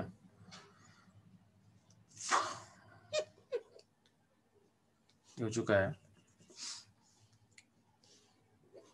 580, तो क्या हो जाएगा 420। तो यहाँ रेशियो क्या हो जाएगा, तो यहाँ रेशियो हो जाएगा 42/58। ठीक, सिमिलरली हम बात करें टाइम, ये हो गया टाइम T4 पे अगर बात करें तो क्या होगा, यहाँ पे हो सकता है 620 और यहाँ हो सकता है क्या 380। तो यहाँ पे क्यू क्या होगा 38/62 होगा क्यू। टाइम T4 में देखो यहाँ पे कोई चेंज, हम क्या बोल रहे हैं, यहाँ पे कोई चेंज नहीं हो रहा है, यहाँ पे वही का वही मेंटेन्ड है। यहाँ बोल सकते हैं कि टाइम T3 पे आपका ये सिस्टम था, ये सिस्टम अपने इक्विलिब्रियम पॉइंट को अचीव कर चुका है। कौन सिस्टम, सेकंड सिस्टम, यानी इसमें कोई चेंज अब नहीं दिख रहा मेरे को, उसमें कोई चेंज हमको नहीं दिख रहा है, यानी क्यू क्या होगा यहाँ पे 2/3 ही है। ठीक, टाइम T4 पे यहाँ पे हो चुका है, ये भी हो चुका, ये हो गया 600/400 हो चुका है। तो यहाँ पे रेशियो 2/3 हो चुका है। ये टाइम T4 पे था सिचुएशन। टाइम T5 पे अगर बात करेंगे तो टाइम T5 पे अगर ये हो रहा है 600-400, तो यहाँ पे हम बोल सकते हैं रेशियो क्या होगा 4/6 यानी 2/3। ये होगा आपका क्यू का वैल्यू, ये होगा आपका क्यू का वैल्यू। तो हम बताना क्या चाह रहे हैं आपको बच्चे लोग कि सिस्टम देखो, तीनों सिस्टम आइडेंटिकल था, बस सबका पोजिशनिंग अलग अलग था, सबको पोजिशनिंग अलग अलग था। ठीक है, सारे का पोजिशनिंग क्या था, अलग अलग था। तो बोलना क्या चाह रहे हैं कि सिस्टम देखो, सिस्टम सारा का क्यू क्या है, सारा जो कांस्टेंट जो क्यू वैल्यू अचीव किया सारा का सेम है।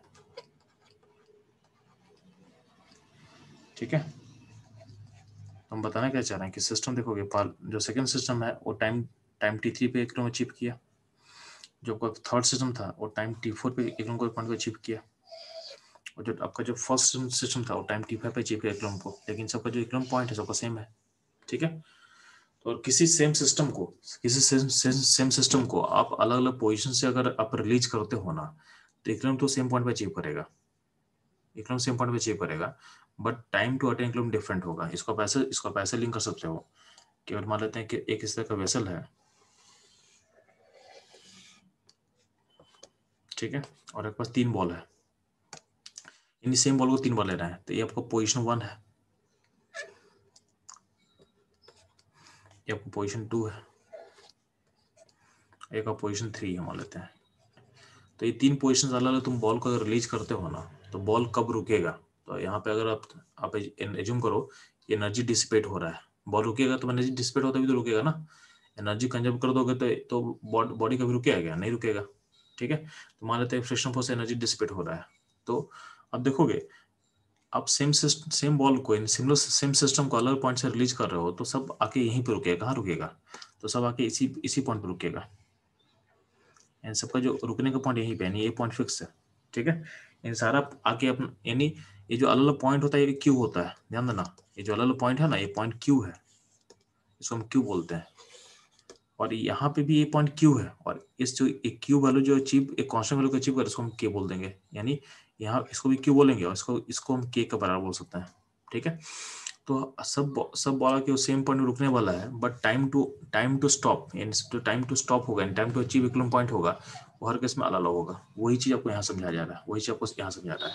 ठीक है, प्लस ध्यान देना, तो ये यहाँ इस पोजीशन से दो चीज क्लियर हो चुका है कि जो आपका इक्विलिब्रियम पॉइंट को आपका सिस्टम कॉमन रहेगा यानी सिस्टम सेम रहेगा, तो इक्विलिब्रियम का पॉइंट सेम रहेगा, यानी सिस्टम सेम पॉइंट पे आके स्टॉप करेगा, यानी सिस्टम सेम पॉइंट पे आके इक्विलिब्रियम को अटेंड करेगा, पहला पॉइंट। ठीक है,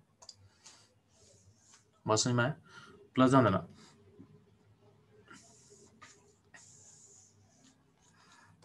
system attain same common point के इक्विलिब्रियम। ठीक है, डिफर क्या करेगा,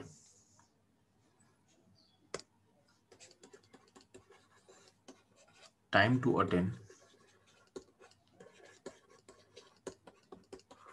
equilibrium is different in each cases. तो हर केस में आपको इक्विलिब्रियम पॉइंट अटेंड करना डिफरेंट रहेगा। प्लस ध्यान देना, इसमें एक और चीज आप लिंक कर सकते हैं इस चीज को आप,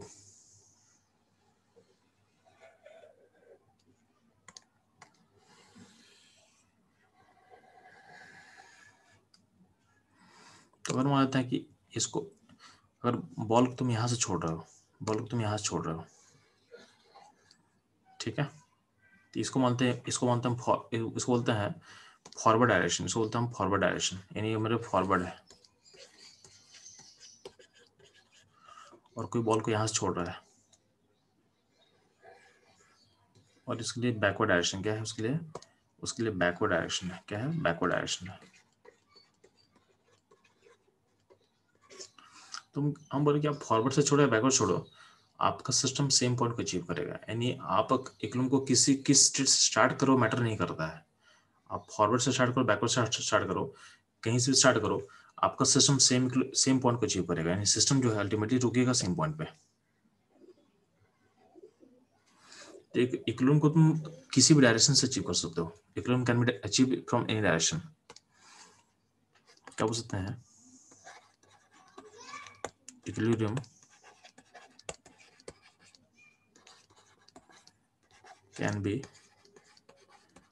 achieved from either direction। ये तो चलो ये फिजिकली आपको समझा दिए, केमिकली क्या हुआ ध्यान देना, यहाँ तीन सिचुएशन था। पहले वाले केस में क्या किया था, पहले वाले केस में वाटर प्योर लिक्विड से स्टार्ट किए थे, ठीक है, और सेकंड वाले केस में क्या किए थे, दोनों में इक्वल इक्वल ले लिए थे अमाउंट, और थर्ड वाले केस में वेपर से स्टार्ट किए थे। ठीक है, तो हम कहीं से भी स्टार्ट करके हम सेम पॉइंट को अचीव किया, सेम पॉइंट को अचीव किया।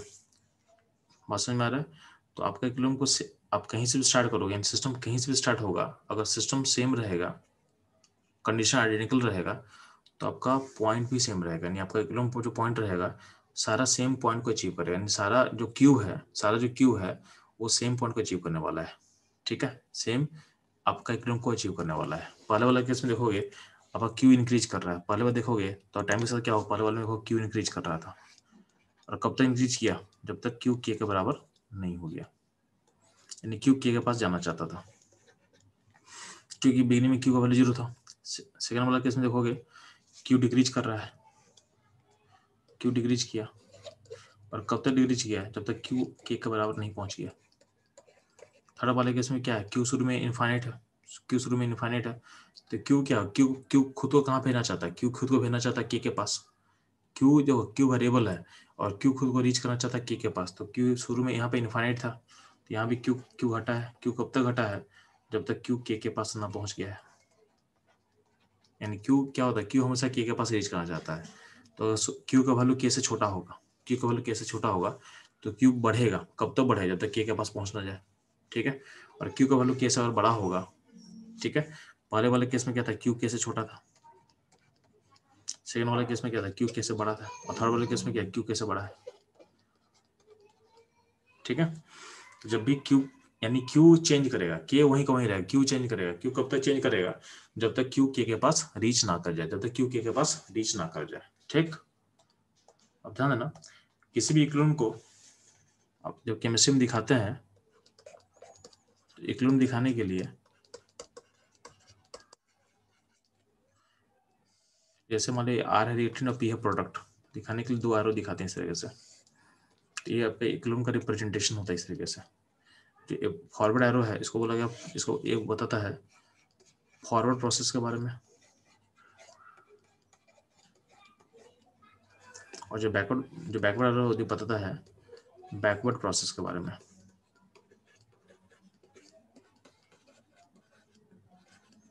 ठीक है, तो ये रहेगा सारा इक्विलिब्रियम के बारे में सिंपल जो बेसिक फंडामेंटल कॉन्सेप्ट होना चाहिए था हम बता दिया आपको। ठीक, अब ध्यान देंगे।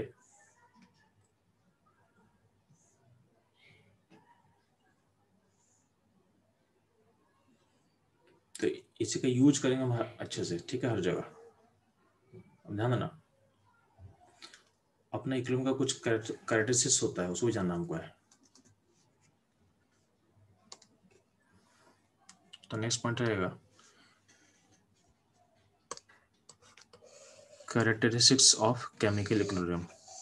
तो बोला क्या है, तो केमिकल इक्विलिब्रियम जो होता है आप किसी भी डायरेक्शन से अचीव कर सकते हो। ऑलरेडी हम दिखा चुके आपको कि इस इक्विलिब्रियम को आप किसी भी डायरेक्शन से अचीव कर सकते हो, तो अचीव फ्रॉम एनी डायरेक्शन। ठीक है, but time required is different, ये हम बता चुके हैं। सिस्टम अलग अलग पॉइंट पर रहेगा, तो इक्विलिब्रियम पॉइंट पर आने के लिए अलग टाइम लगेगा, but ultimately system same point पे अचीव करता है इक्विलिब्रियम। ठीक है, इक्विलिब्रियम को अचीव करने के लिए आपका सिस्टम क्लोज कंटेनर होना चाहिए, सिस्टम यानी बंद होना चाहिए। ठीक है, सिस्टम अगर क्लोज नहीं होगा तो आपका इक्विलिब्रियम अचीव नहीं होगा। ठीक है, तो achieve in A close container, अगर मान लेते हैं कि अब आपके सिस्टम से कुछ बाहर अगर निकल सकता है, ये कंडीशन मस्ट कब है, ये कंडीशन मस्ट कब है, this must when any component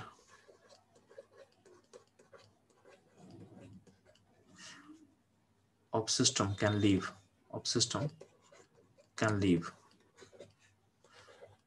यानी ये कंडीशन मस्ट कब हम बोलेंगे, जब आपका रिएक्शन यानी सिस्टम का कोई कंपोनेंट अगर उसको लीव कर सकता है। फॉर एग्जांपल, अगर आपके पास कोई गैस है, तो गैस क्या होता है, बाहर निकलना चाहता है। ठीक है, आपके सिस्टम में लिक्विड और सॉलिड रहेगा तो लीव नहीं कर सकता, तो उसमें क्लोज होने का कोई जरूरी नहीं है। एक सेकंड जो कंडीशन है एसेंशियल मस्ट कब है, जब कोई चीज लीव करने के लिए रेडी हो। जैसे मान लेते हैं कि कोई गैस बन रहा है, जैसे इवेपोरेशन प्रोसेस, वाटर लिक्विड से गैस में कन्वर्ट हुआ, और आप क्लोज नहीं रखो तो वाटर का जो गैस पार्टिकल है वो बाहर जाके बाहर निकल के बाहर चला जाएगा, तो उस जो सिस्टम से बाहर चला जाएगा वापस कभी नहीं आएगा। ठीक है, तो इसलिए बोलते हैं कि अगर आपका सिस्टम कुछ ऐसा कंपोनेंट है जो कि बाहर लीक हो सकता है, उस केस में आप क्या करोगे, सिस्टम को क्लोज रखना जरूरी है। ठीक है, अगर आपके सिस्टम में ऐसा कोई कंपोनेंट नहीं है जो कि बाहर लीव नहीं कर सकता, जैसे मान लो कि आपका सिस्टम में सिर्फ लिक्विड सॉलिड है, तो उसमें कोई बाहर नहीं जाएगा, तो उस केस में आपका सिस्टम का क्लोज होना जरूरी नहीं है। ठीक है, उस केस में आपके सिस्टम का क्लोज होना जरूरी नहीं है। ठीक, लेकिन नॉर्मली क्या होता है, सिस्टम में कोई ना कोई ऐसा कंपोनेंट होता है जो कि बाहर निकल सकता है, तो नॉर्मली हम लोग क्या करते हैं, सिस्टम को क्लोज मानते हैं। ठीक है, यानी इक्विलिब्रियम हमेशा अचीव होता है इन क्लोज कंटेनर। अब जब इक्विलिब्रियम अचीव करो तो आपका इस प्रोसेस में टी कांस्टेंट होना चाहिए, यानी टेम्परेचर में कोई टी शुड बी कांस्टेंट, यानी प्रोसेस का टी क्या होना चाहिए, कांस्टेंट होना चाहिए। अगर आप टेम्परेचर चेंज कर दोगे तो आपका इक्विलिब्रियम पॉइंट अचीव नहीं हो पाएगा। ठीक है, टेम्परेचर कांस्टेंट नहीं रहेगा और चेंज होता जाएगा तो इक्विलिब्रियम पॉइंट आप अचीव नहीं कर पाओगे। ठीक है, आपका जो क्यू होता है, क्यू जो होता है वेरिएबल होता है, बता चुके हैं क्यू वेरिएबल होता है। ठीक है, और के एक फिक्स पॉइंट है, के जो फिक्स पॉइंट क्यू वेरिएबल, और इक्विलिब्रियम पॉइंट में होता है क्या, क्यू जो वेरी करेगा तो क्यू इक्वल टू के हो जाएगा। तो जिस पॉइंट पे क्यू के का बराबर होगा उसको बोलते हैं हम कि आपका इक्विलिब्रियम अचीव हो चुका है। अब ध्यान रखना, रिएक्शन का के डिफाइन नहीं होता, रिएक्शन का क्यू डिफाइन होता है। ठीक है, किसी भी रिएक्शन के लिए हम क्यू डिफाइन कर सकते हैं। ठीक है, और क्यू का जो कांस्टेंट वैल्यू उसे हम के बोलते हैं। तो ऐसा आप लिख सकते हो, for any reaction we define q for any reaction we define q and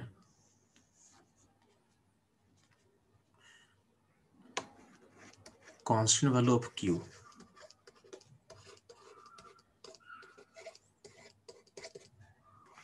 और क्यू को हम बोलते हैं के, जो कि अचीव करता है पॉइंट ऑफ इक्विलिब्रियम पे।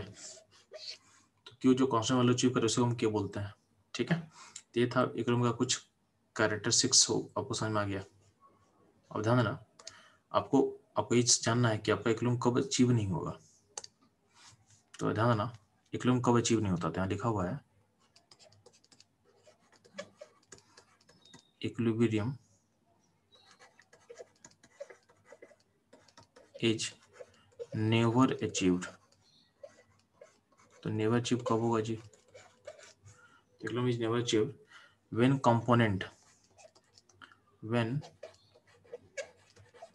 component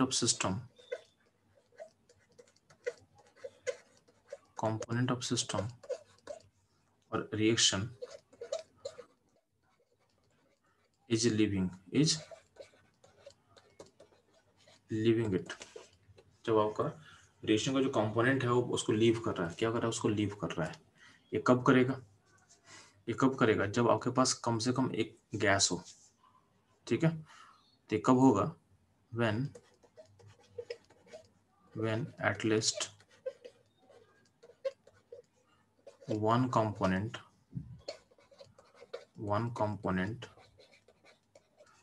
is gas। तो इस जब कंपोनेंट सिस्टम को लीव करेगा, पॉसिबल कब है? जब आपका सिस्टम में एक गैस होगा, एटलीस्ट एक गैस होना चाहिए, और आपका सिस्टम ओपन होना चाहिए। ठीक है, आपका सिस्टम ओपन होना चाहिए। तो सिस्टम ओपन रहेगा और आपके सिस्टम में कम से कम एक गैस रहेगा, उस केस में क्या होगा, गैस बाहर निकल सकता है। उस केस में आपका इक्विलिब्रियम कभी अचीव नहीं होगा। उस केस में आपका इक्विलिब्रियम कभी अचीव नहीं होता है। उस केस में इक्विलिब्रियम कभी आपका अचीव नहीं होगा। ठीक है, अगला पॉइंट बहुत इंपॉर्टेंट है, उससे क्वेश्चन आता है क्योंकि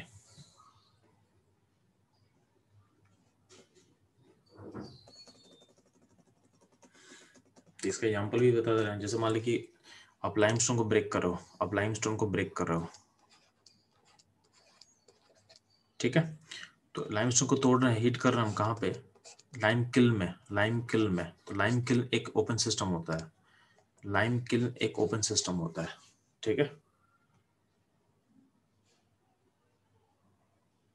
ठीक है, तो लाइम किल्न एक ओपन सिस्टम होगा, तो वहाँ पे हीटिंग करेंगे, तो यहाँ पे इस तरह से ब्रेक करता है CO + CO2 में। तो यहाँ CO देखोगे, लाइम का ब्रेकेज जो लिख रहे हैं इक्वेशन, इसमें क्या होता है, तो यहाँ पे कैल्शियम ऑक्साइड फॉर्म करेगा प्लस CO2 बनेगा, और CO2 क्या होता है, गैस होता है। तो अगर लाइम किल में इसको परफॉर्म करेंगे, तो लाइम किल चूंकि ओपन वेसल है, तो उसमें CO2 गैस बाहर चला जाएगा मतलब कंपोनेंट सिस्टम से बाहर चला गया। तो ये इक्वेशन कभी भी इक्विलिब्रियम को अचीव नहीं करेगा। ठीक है, तो ये जो रिएक्शन है, यानी ये सिस्टम है, नॉट अचीव इक्विलिब्रियम। कब? In lime kiln, not achieve equilibrium. ये सिस्टम आगे बढ़ता चला जाएगा, पीछे बैकवर्ड आएगा ही नहीं। ठीक है, क्यों? क्योंकि जो सिस्टम का जो CO2 है वो बाहर निकल रहा है। ठीक,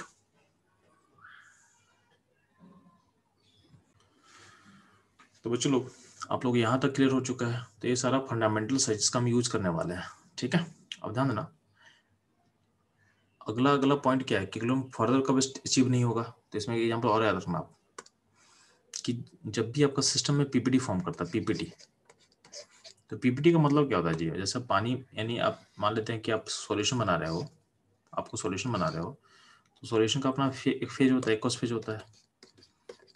अब इस सॉल्यूशन में कुछ पार्ट है जो नीचे बैठ गया, अलग से हट गया है, तो PPT को हम बोलते हैं, PPT बाहर नहीं गया, लेकिन PPT अपने फेज से बाहर जा चुका है। PPT जो होता है, PPT बनने का मतलब है कि होता है कि अपने सिस्टम से बाहर चला गया, नीचे बैठ गया मतलब बाहर चला गया। एक्वस एक फेज है ना, मान नमक तुम डाले पानी में, तो नमक घुल गया पानी में, तो नमक एक्वस फेज में घुल चुका है। कुछ PPT बन जाए मतलब पानी के फेज से बाहर नीचे बैठ गया, मतलब उसको बोलते हैं फेज से बाहर चला गया, यानी सिस्टम से बाहर चला गया है। ठीक है, तो यही वहां, यानी वो उस सिस्टम को लीव कर चुका है। तो PPT जो फॉर्म करता है, तो PPT लीव द सिस्टम। तो PPT फॉर्मेशन मतलब जो आपका प्रेसिपिटेट बना है, जो आपका PPT फॉर्म किया है, वो सिस्टम को लीव करता है। ठीक है, तो किसी भी रिएक्शन में अगर PPT फॉर्म करेगा, ठीक है, और उसमें मान लेते हैं कि गैस नहीं भी हो, ठीक, तो गैस नहीं भी हो तब भी क्या होगा, सिस्टम इक्विलिब्रियम को अचीव नहीं करेगा। मतलब हम क्या बोलना चाह रहे हैं, जहां पे पीपीटी फॉर्म अगर कर रहा है, जहां पे पीपीटी फॉर्म कर रहा है किसी भी रिएक्शन में अगर, तो सिस्टम कभी इक्विलिब्रियम अचीव नहीं करेगा। ठीक है, क्यों? क्योंकि यहाँ भी क्या है कि सिस्टम से बाहर जा रहा है, बाहर जा रहा है। तो पीपीटी का एग्जांपल आपके सामने होता है, AgCl पीपीटी होता है, AgBr पीपीटी होता है, AgI पीपीटी होता है, बैरियम सल्फर का पीपीटी होता है, लेड सल्फेट का पीपीटी होता है। किसी भी रिएक्शन में अगर पीपीटी फॉर्मेशन आपको दिख रहा है ना, तो बोलोगे ये सिस्टम कभी इक्विलिब्रियम को अटेन नहीं कर पाएगा। क्यों? कि पीपीटी फॉर्म करने का मतलब सिस्टम से बाहर जा रहा है। तो ये इससे क्वेश्चन आने का हाई चांस होता है। क्वेश्चन ऑलरेडी जेईई एडवांस में आ चुका है।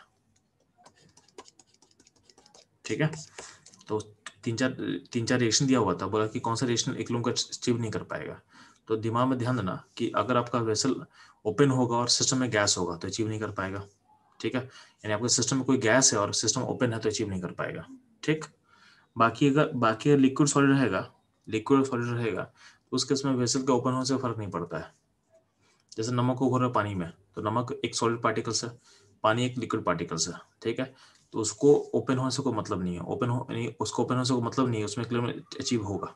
ठीक है, उसमें इक्विलिब्रियम अचीव होगा। तो ओपन होने का जो कंडीशंस है, यानी ओपन नहीं होने का, क्लोज वेसल होने का कंडीशन कब होता है, जब आपका सिस्टम में गैस होता है, उसके इसमें सिस्टम क्लोज होना कंपल्सरी है। ठीक है, अगर सिस्टम में गैस नहीं है तो आपका ओपन होने से चलेगा। लेकिन ध्यान देना, अगर पीपीटी फॉर्म कर रहा है, अगर पीपीटी फॉर्म कर रहा है तो पीपीटी का भी जो फेज होता है वो सॉल्यूशन के फेज से बाहर होता है, यानी सिस्टम को लीव कर रहा है। बाहर नहीं लीव कर रहा है लेकिन अंदर ही लीव कर जा रहा है। ठीक है, इसका मतलब बोल सकते हैं कि पीपीटी फॉर्मेशन का मतलब आपका सिस्टम को लीव कर रहा है। इसका मतलब जहां जहां पीपीटी बनेगा, जहां जहां पीपीटी फॉर्म करेगा वहां पे इक्विलिब्रियम स्टेब्लिश नहीं हो पाएगा। ठीक है, तो when PPT form, PPT leave the system and equilibrium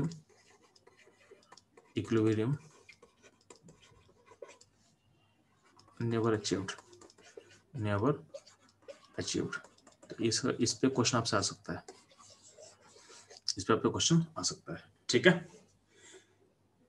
तो आज का जो क्लास था फंडामेंटल क्लास था, इसका यूजेस बहुत ज़्यादा पड़ेगा फ्यूचर में, इसे हम लिंक करेंगे बहुत ज़्यादा चीज़ों को। तो आज क्लास में ज़्यादा कुछ हम कवर नहीं किया, लेकिन बहुत फंडामेंटल चीज़ों को कवर कर चुके हैं। इसका यूज आगे क्लास में ज़्यादा पड़ेगा। ठीक है, तो आज का क्लास यहीं पे हम लोग स्टॉप करेंगे। चलो, कोई किसी को डाउट है तो पूछ सकते हैं आप लोग। किसी को डाउट बच्चे आप लोग को?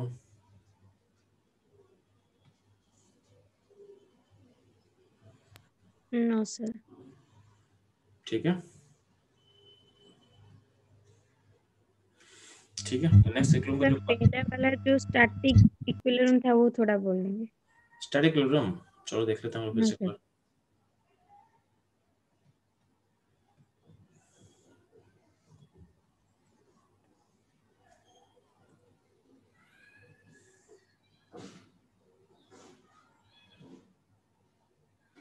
देखो, स्टैटिक का मतलब क्या होता है ना, जैसे मान लो कि आपका एक वॉल खड़ा है, वॉल वॉल पे फोर्स लगा रहे लेकिन वॉल रुका हुआ है। तो वॉल रुका हुआ तो क्या, वॉल का पूरा वॉल एज ए सिस्टम की तरफ रुका हुआ है, लेकिन वॉल के अंदर का एटम भी क्या हुआ, स्टॉप किया हुआ है। जब हम रिजिड बॉडी का बात करते हैं फिजिक्स में ना, तो रिजिड बॉडी का मतलब क्या होता है कि आपका पूरा पूरा सिस्टम का जो पूरा सिस्टम में एक सॉलिड जो है एटम से बना होता है। तो अंदर में एटम्स का जो जो पार्टिकल्स का उसका जो अरेंजमेंट है वो भी चेंज नहीं हो रहा है, वो भी चेंज नहीं हो रहा है। यानी पार्टिकल एज ए होल तो रुका हुआ है, साथ में क्या है, पार्टिकल के एटम का जो पोजीशन है उसमें कोई चेंज नहीं हो रहा है। यानी पार्टिकल का जो, यानी आपका सिस्टम का जो पार्टिकल्स जिससे बना हुआ है वो पार्टिकल भी स्टैटिक है। ठीक है, इसको बोलते हैं हम लोग स्टैटिक इक्विलिब्रियम। जो फेज में जितना भी आप इक्विलिब्रियम स्टडी करते हो ना, उस सारे को मैं स्टैटिक में डाला हुआ है। कि फेज वाले इक्विलिब्रियम में हम लोग रिजिड बॉडी पढ़ते हैं। तो रिजिड बॉडी का मतलब ये होता है कि पार्टिकल्स के अंदर का जो एटम्स है वो भी क्या रुका हुआ है। तो पार्टिकल अगर रुकेगा, पार्टिकल स्टॉप करेगा, तो अगर मान लो सिस्टम में स्टॉप करेगा तो उसका जो पार्टिकल्स है वो भी स्टॉप करेगा। ऐसा नहीं है कि सिस्टम रुक गया पार्टिकल मूव कर रहा है, ऐसा नहीं होगा। ठीक है, तो उसको बोलते हैं स्टैटिक इक्विलिब्रियम। ठीक हो, क्लियर बच्चा? Yes sir. ठीक है, चलो।